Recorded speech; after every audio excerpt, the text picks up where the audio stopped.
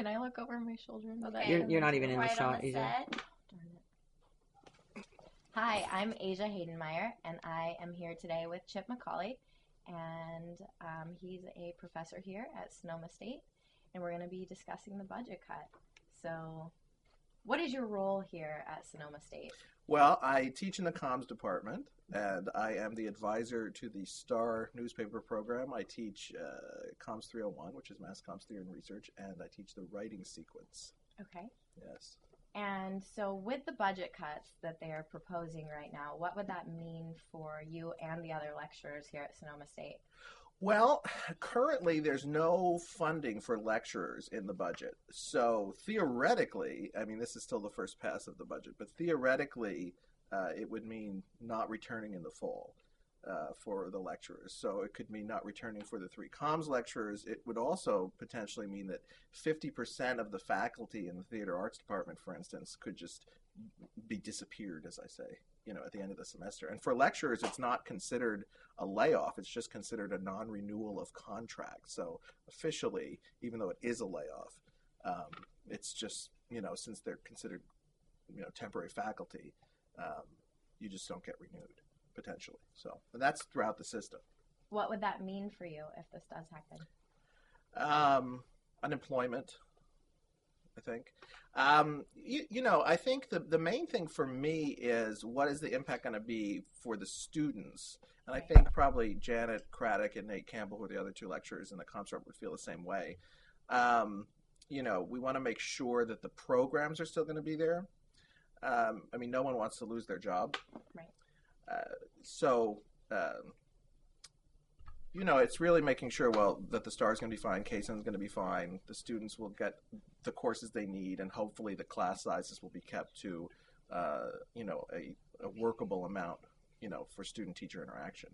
But, for me, it would be something that would be very unfortunate because I'm very passionate about teaching. Absolutely. Yeah. With the lack of lecturers, does it mean less classes for the students? Well, it depends. It can mean fewer classes, or it could mean raising class sizes enormously. You could end up having a GE class in person theater, or there's been some talk of doing courses in the GMC when there are finally, all the seats are in and things like that. So there are any number of things that could happen. But the goal, I think, that most of the professors have is to try to keep these course sizes to something that works. And for some courses, you can go up to a larger lecture format, which is fine. But for other courses, say, the writing sequence, it really becomes problematic to teach, for instance, media writing to a class of, 60 or something. You don't have the personal interaction. So for those types of subjects where you really need hands-on, student-teacher interaction with the material, you have to kind of keep the course sizes low. So I would imagine that you would lose some classes, yeah. That's unfortunate. Yeah. Is there anything that can be done by students at this point to reverse the track that we're headed on? Well, I think that it's very important for the students to make their voices heard and to tell the administration in Sacramento what they want out of their education. And we had a recent rally by the Students for Quality Education of the California Faculty Association. There's a letter writing campaign. I think that's the main thing. Because oftentimes it seems that the students are overlooked, unfortunately, in what goes on with these budget negotiations. So the main thing is for the students to say, well, here's what we want out of our education, and to really own their education. Right. Yeah.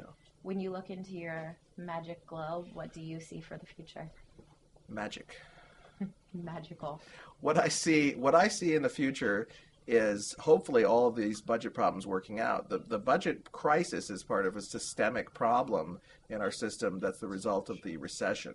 Right. And what I'm hoping is that people in Sacramento and in the CSU will get creative and use their brains and sort of look around and say, well, how can we solve this crisis without negatively impacting the students, most of all, and the faculty as well?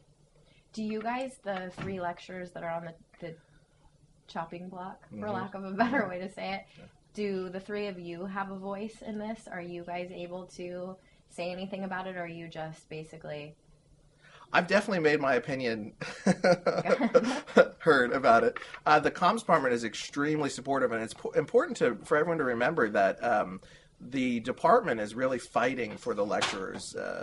Our chair, Dr. Birch, is really fighting for the lecturers, the department faculty, the senior faculty. Everyone's on the same wavelength about really wanting to keep the program strong. And so I think one of the key issues to remember is we're all on the same wavelength and we're all fighting for the same thing. It's just about, well, how do we really work that when it's sort of a top-down system and you have Sacramento saying, well, you need to cut this much, and then the president says you have to cut this much to the provost says it to the deans, and the dean says it to the department. Right. How do you work that?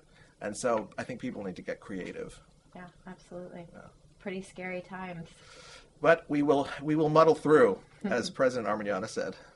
Cool. Well, thank you very much. Thank you appreciate it. Thank you for having me. Definitely.